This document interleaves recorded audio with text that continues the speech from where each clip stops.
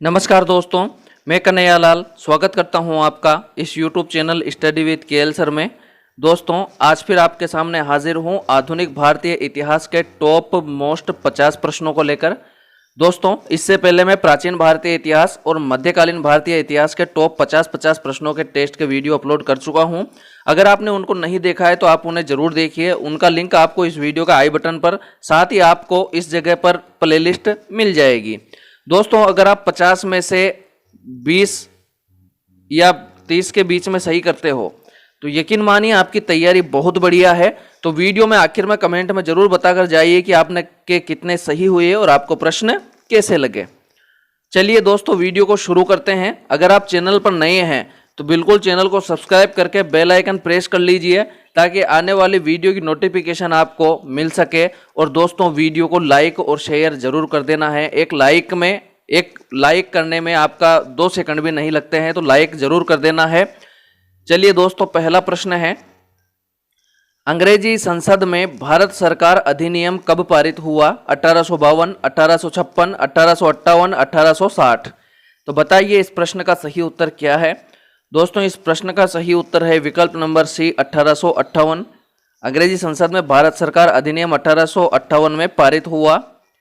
चलिए दोस्तों, अगला प्रश्न है प्रश्न नंबर 2। भारतीय राष्ट्रीय कांग्रेस का 1896 का अधिवेशन निम्नलिखित में किसके लिए विख्यात है? पहली बार राष्ट्रगान गाया गया, पहली बार राष्ट्रगीत गाया गया, पहली बार तिरंगा लहराया गया, इनमें से कोई नहीं। तो बताइए इस प्रश्न का सही उत्तर क्या है? दोस्तों, इस प्रश्न का सही उत्तर है विकल्प नंबर बी, पहली बार राष्ट्रीय गीत गाया गया।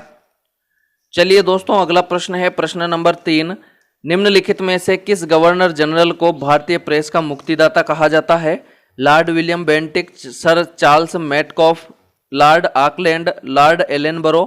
तो बताइए इस प्रश्न का सही उत्तर क्या है? दोस्तों, इस प्रश्न का सही उत्तर है विकल्प बी, चार्ल्स मेटकॉफ। इन्हें भारतीय प्रेस का मुक्तिदाता कहा जाता है।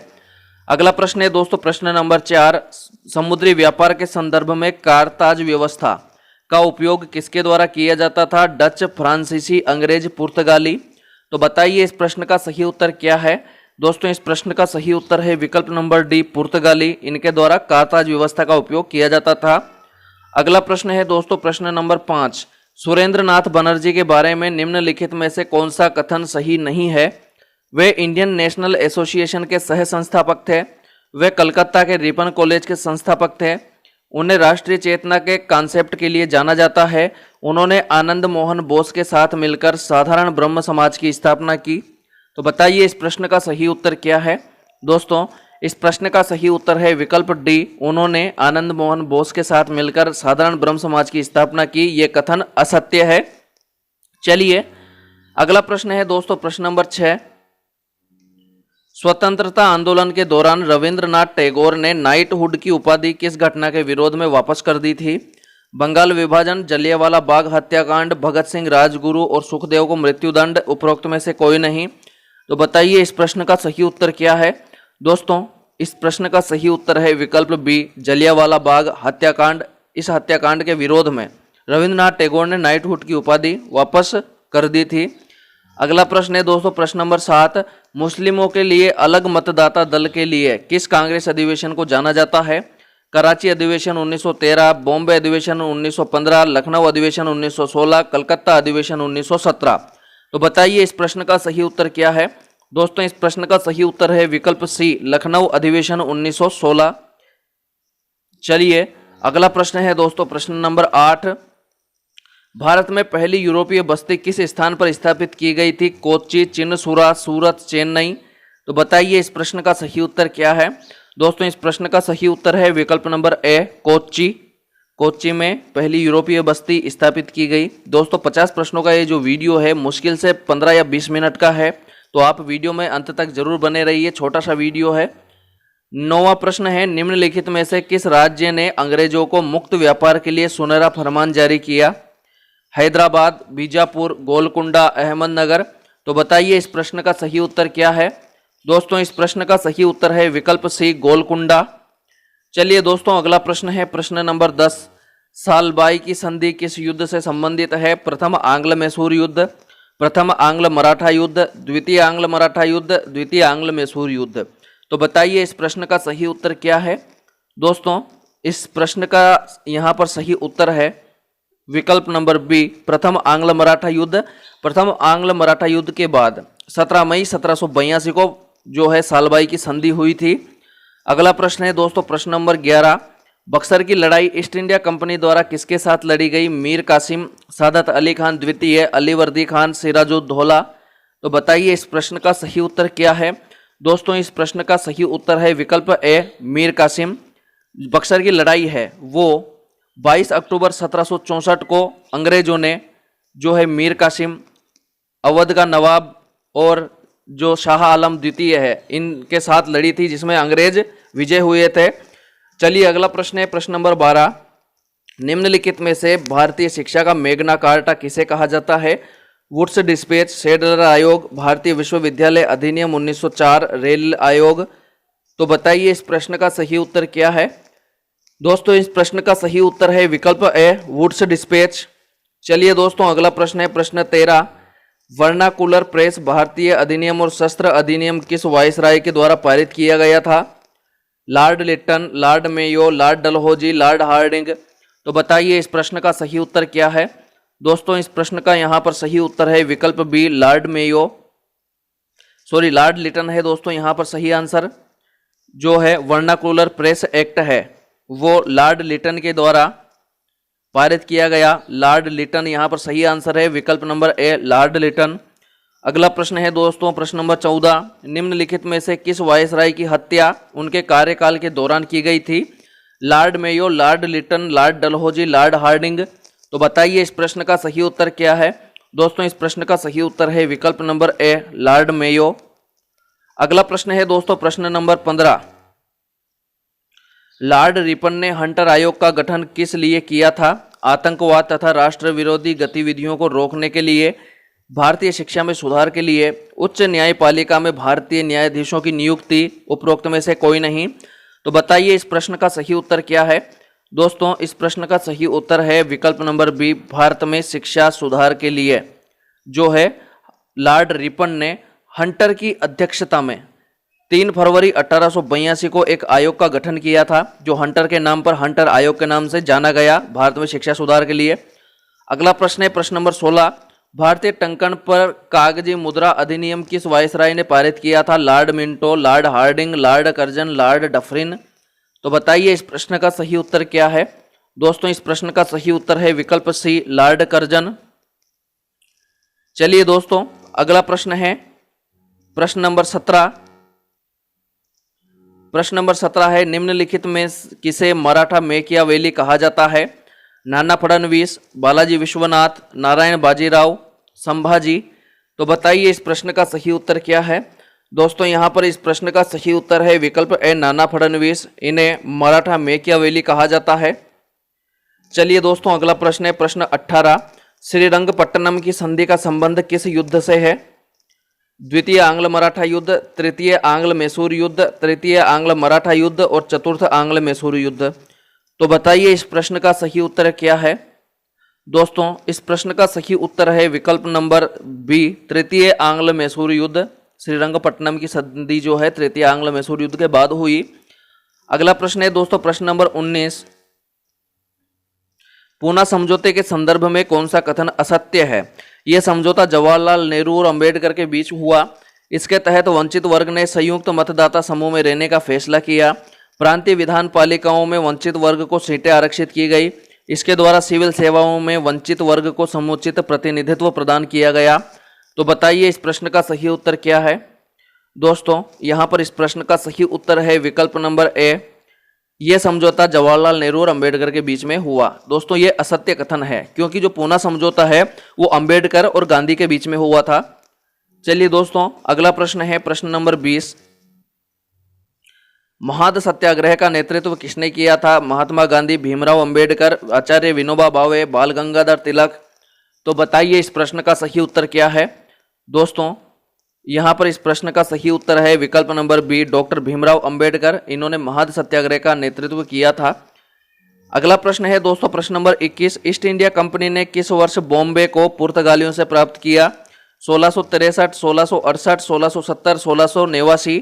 तो बताइए इस प्रश्न का सही उत्तर क्या है। दोस्तों इस प्रश्न का सही उत्तर है विकल्प नंबर बी 1668। अगला प्रश्न है दोस्तों प्रश्न नंबर 22, गुलामगिरी नामक पुस्तक किसने लिखी थी। ईश्वर चंद्र विद्यासागर, आचार्य विनोबा भावे, ज्योतिबा फुले, दादू दयाल। तो बताइए इस प्रश्न का सही उत्तर क्या है। दोस्तों इस प्रश्न का सही उत्तर है विकल्प सी ज्योतिबा फुले। ज्योतिबा फुले ने 1873 में गुलामगिरी पुस्तक लिखी। इसमें अमेरिका की दास प्रथा का उल्लेख है। अगला प्रश्न है दोस्तों प्रश्न नंबर 23, रविंद्रनाथ टैगोर को नाइटहुड की उपाधि किस वर्ष दी गई। 1910, 1915, 1920, 1925। तो बताइए इस प्रश्न का सही उत्तर क्या है। दोस्तों इस प्रश्न का सही उत्तर है विकल्प नंबर बी 1915। चलिए दोस्तों अगला प्रश्न है प्रश्न नंबर 24, स्वतंत्रता के समय भारतीय राष्ट्रीय कांग्रेस के अध्यक्ष कौन थे। महात्मा गांधी, जेबी कृपलानी, सरोजिनी नायडू, उपरोक्त में से कोई नहीं। तो बताइए इस प्रश्न का सही उत्तर क्या है। दोस्तों इस प्रश्न का सही उत्तर है विकल्प बी जेबी कृपलानी। ये स्वतंत्रता के समय भारतीय राष्ट्रीय कांग्रेस के अध्यक्ष थे। अगला प्रश्न है दोस्तों प्रश्न नंबर 25, भारतीय पुरातत्व विभाग को स्थायी संस्था कब बनाया गया। 1902, 1861, 1906, 1910। तो बताइए इस प्रश्न का सही उत्तर क्या है। दोस्तों इस प्रश्न का सही उत्तर है विकल्प नंबर सी 1906। 1906 में भारतीय पुरातत्व विभाग को स्थायी संस्था बनाया गया और इसकी जो स्थापना है वो अलेक्जेंडर कनिंघम ने 1861 में की थी। अगला प्रश्न है दोस्तों प्रश्न नंबर 26, सुभाष चंद्र बोस ने अंतरिम सरकार की स्थापना कब की। 1941, 1942, 1943, 1945। तो बताइए इस प्रश्न का सही उत्तर क्या है। दोस्तों इस प्रश्न का सही उत्तर है यहाँ पर विकल्प नंबर सी 1943। अगला प्रश्न है दोस्तों प्रश्न नंबर 27, निम्नलिखित में से किस आंदोलन की शुरुआत नमक कानून को तोड़ने से हुई थी। असहयोग आंदोलन, सविनय अवज्ञा आंदोलन, भारत छोड़ो आंदोलन, होम रूल आंदोलन। तो बताइए इस प्रश्न का सही उत्तर क्या है। दोस्तों इस प्रश्न का सही उत्तर है विकल्प नंबर बी सविनय अवज्ञा आंदोलन यहाँ पर सही आंसर है। अगला प्रश्न है दोस्तों प्रश्न नंबर 28, किस समाजवादी नेता ने जेल से भागकर भारत छोड़ो आंदोलन में हिस्सा लिया था। राम मनोहर लोहिया, मीनू मसानी, जयप्रकाश नारायण, अच्युत पटवर्धन। तो बताइए इस प्रश्न का सही उत्तर क्या है। दोस्तों इस प्रश्न का सही उत्तर है विकल्प बी ए राम मनोहर लोहिया। इन्होंने जेल से भागकर भारत छोड़ो आंदोलन में हिस्सा लिया था। अगला प्रश्न है दोस्तों प्रश्न नंबर 29, बक्सर की लड़ाई के बाद बंगाल के नवाब की गद्दी पर किसे बिठाया गया। सिराजुद्दौला, मीर कासिम, मीर जाफर, नजीमुद्दीन अली खान। तो बताइए इस प्रश्न का सही उत्तर क्या है। दोस्तों इस प्रश्न का सही उत्तर है यहाँ पर विकल्प सी मीर जाफर। दोस्तों क्या हुआ कि सिराजुद्दौला की हार के बाद, प्लासी के युद्ध में सिराजुद्दौला की हार के बाद मीर जाफर को नवाब बनाया गया और जब ये पूरी तरह से अंग्रेजों की कठपुतली नहीं बना रहा तो मीर कासिम को नवाब बना दिया गया। जब मीर कासिम ने बक्सर का युद्ध इनके साथ किया अंग्रेजों के साथ तो उसमें मीर कासिम हार गया और उसके बाद में वापस मीर जाफर को नवाब बनाया गया। चलिए दोस्तों अगला प्रश्न है प्रश्न नंबर 30, स्वदेश बंधब की स्थापना किसने की थी। अश्विनी कुमार दत्ता, बाघ जतिन, भावभूषण मित्रा, नरेंद्र नाथ भट्टाचार्य। तो बताइए इस प्रश्न का सही उत्तर क्या है। दोस्तों यहाँ पर इस प्रश्न का सही उत्तर है विकल्प नंबर ए अश्विनी कुमार दत्ता। अगला प्रश्न है दोस्तों प्रश्न नंबर 31, 1857 की क्रांति के दौरान भारत का गवर्नर जनरल कौन था। Lord Canning, Lord Elgin, Lord Dalhousie, Lord Ellenborough. तो बताइए इस प्रश्न का सही उत्तर क्या है। दोस्तों इस प्रश्न का सही उत्तर है विकल्प ए लॉर्ड कैनिंग। भारत का गवर्नर 1857 की क्रांति के दौरान लॉर्ड कैनिंग था।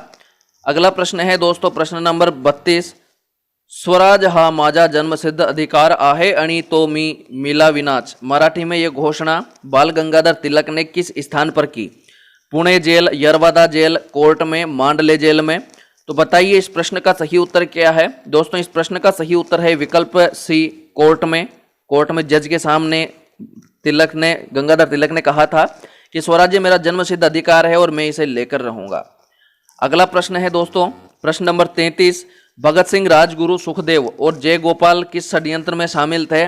कानपुर षड्यंत्र, लाहौर षड्यंत्र, भागलपुर षड्यंत्र, अलीपुर बम केस। तो बताइए इस प्रश्न का सही उत्तर क्या है। दोस्तों इस प्रश्न का सही उत्तर है विकल्प बी लाहौर षड्यंत्र। चलिए अगला प्रश्न है दोस्तों प्रश्न नंबर 34, आजाद हिंद फौज की स्थापना किस देश में की गई। Bharat, Singapore, Japan, Germany. तो बताइए इस प्रश्न का सही उत्तर क्या है। दोस्तों इस प्रश्न का सही उत्तर है विकल्प बी सिंगापुर। अगला प्रश्न है दोस्तों प्रश्न नंबर 35, गुरुमुखी लिपि किस सिख गुरु के द्वारा शुरू की गई? गुरु अंगद, गुरु गोविंद सिंह, गुरु अर्जुन सिंह, गुरु हरिराय। तो बताइए इस प्रश्न का सही उत्तर क्या है। दोस्तों इस प्रश्न का सही उत्तर है विकल्प ए गुरु अंगद। चलिए 36वां प्रश्न है, बारिंद्र घोष किस समाचार पत्र से जुड़े थे? इंडियन ओपिनियन, युगांतर, गदर, महाराता। तो बताइए इस प्रश्न का सही उत्तर क्या है। दोस्तों इस प्रश्न का सही उत्तर है विकल्प बी युगांतर। अगला प्रश्न है दोस्तों प्रश्न नंबर 37, 1946 के तेभागा आंदोलन, तेभागा है यहाँ, किस वर्तमान राज्य से संबंधित है? आंध्र प्रदेश, पश्चिम बंगाल, बिहार, ओडिशा। तो बताइए इस प्रश्न का सही उत्तर क्या है।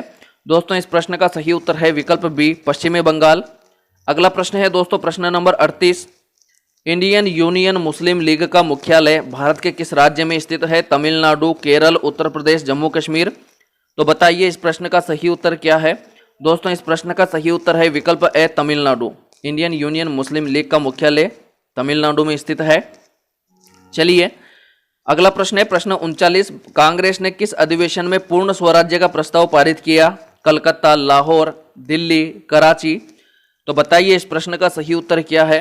दोस्तों इस प्रश्न का सही उत्तर है यहाँ पर विकल्प नंबर बी लाहौर। लाहौर के 1929 के अधिवेशन में कांग्रेस ने पूर्ण स्वराज्य का प्रस्ताव पारित किया। अगला प्रश्न है दोस्तों प्रश्न नंबर 40, ढाका में स्थित एहसान मंजिल पैलेस किस कारण प्रसिद्ध है? मुस्लिम लीग की स्थापना, पाकिस्तान प्रस्ताव, जिन्ना गांधी वार्ता, उपरोक्त में से कोई नहीं। तो बताइए इस प्रश्न का सही उत्तर क्या है। दोस्तों इस प्रश्न का सही उत्तर है विकल्प ए मुस्लिम लीग की स्थापना। ढाका में जो एहसान मंजिल पैलेस है वहां पर 1906 में आगा खान के नेतृत्व में मुस्लिम लीग की स्थापना की गई। चलिए अगला प्रश्न है प्रश्न 41, पी मित्रा का नाम किस क्रांतिकारी संगठन की स्थापना के साथ जुड़ा हुआ है? अनुशीलन समिति, इंडिया हाउस, युगांतर, उपरोक्त में से कोई नहीं। तो बताइए इस प्रश्न का सही उत्तर क्या है। दोस्तों यहाँ पर इस प्रश्न का सही उत्तर है विकल्प ए अनुशीलन समिति। चलिए दोस्तों अगला प्रश्न है प्रश्न 42, एकेडमिक एसोसिएशन की स्थापना किसने की थी? हेनरी विवियन डेरिजियो, मधुसूदन दत्ता, मदन मोहन तारकालंकर, सुरेंद्रनाथ टैगोर। यहाँ पर दोस्तों मावलंकर है। अगला बताइए इस प्रश्न का सही उत्तर क्या है। दोस्तों इस प्रश्न का सही उत्तर है विकल्प A Henry Vivian Derozio academic association की स्थापना की थी। अगला प्रश्न है दोस्तों प्रश्न नंबर 43, बंगाल का अंतिम स्वतंत्र नवाब किसे माना जाता है? सिराजुद्दौला, मीर कासिम, मीर जाफर, शुजाउद्दौला। तो बताइए इस प्रश्न का सही उत्तर क्या है। दोस्तों इस प्रश्न का सही उत्तर है विकल्प ए सिराजुद्दौला। इसके बाद जितने भी नवाब थे वो अंग्रेजों की कठपुतली बनकर रहे। अगला प्रश्न है दोस्तों प्रश्न नंबर 44, स्वतंत्रता से पहले भारत के किस राज्य में प्राथमिक शिक्षा अनिवार्य थी? बड़ौदा, अर्काट, कुर्ग, हैदराबाद। तो बताइए इस प्रश्न का सही उत्तर क्या है। दोस्तों इस प्रश्न का यहाँ पर सही उत्तर है विकल्प ए बड़ौदा। अगला प्रश्न है दोस्तों प्रश्न नंबर 45, 1896 का कांग्रेस अधिवेशन किस लिए जाना जाता है? दोस्तों ये प्रश्न रिपीट हो चुका है। इस प्रश्न का सही उत्तर है विकल्प ए विकल्प ए है भारत का राष्ट्रीय गीत पहली बार गाया गया। प्रश्न रिपीट हो चुका है दोस्तों। अगला प्रश्न है प्रश्न 46, भारत के राष्ट्रगान का शीर्षक क्या था? जन गण मन, भारत भाग्य विधाता, भारत विधाता। तो बताइए इस प्रश्न का सही उत्तर क्या है। दोस्तों इस प्रश्न का सही उत्तर है विकल्प डी भारत विधाता। चलिए 47वां प्रश्न है दोस्तों, भारत का राष्ट्रगान पहली बार कब गाया गया था? 1911 कलकत्ता, 1912 लखनऊ, 1913 दिल्ली, 1914 बॉम्बे। तो बताइए इस प्रश्न का सही उत्तर क्या है। दोस्तों इस प्रश्न का सही उत्तर है विकल्प ए 1911 कलकत्ता। 1911 में कलकत्ता में पहली बार राष्ट्रीय गान गाया गया। चलिए दोस्तों अगला प्रश्न है प्रश्न नंबर 48, प्लासी की लड़ाई का स्थान प्लासी वर्तमान में किस राज्य में स्थित है? पश्चिम बंगाल, बिहार, छत्तीसगढ़, झारखंड। तो बताइए इस प्रश्न का सही उत्तर क्या है। दोस्तों इस प्रश्न का सही उत्तर है विकल्प नंबर ए पश्चिमी बंगाल। चलिए दोस्तों 49वां प्रश्न है, प्रसिद्ध विद्यासागर सेतु किस शहर में स्थित है? पटना, कलकत्ता, लखनऊ, चेन्नई।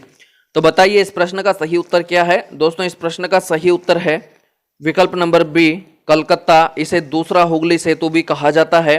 चलिए दोस्तों, अगला और आखिरी 50वां प्रश्न। उससे पहले अगर आपने वीडियो को लाइक नहीं किया है तो वीडियो को प्लीज लाइक कर दीजिए। लाइक करने में आपका 1 सेकंड भी नहीं लगेगा। लाइक और शेयर कर दीजिए। चलिए अगला है 50वां प्रश्न। साइमन कमीशन किस वायसराय के कार्यकाल के दौरान भारत आया?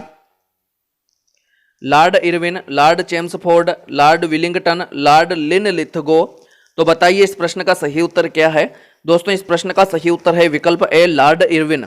चलिए दोस्तों, आज के लिए इतना ही। मिलते हैं जल्दी ही नई वीडियो में नए टेस्ट के साथ। तब तक के लिए नमस्कार।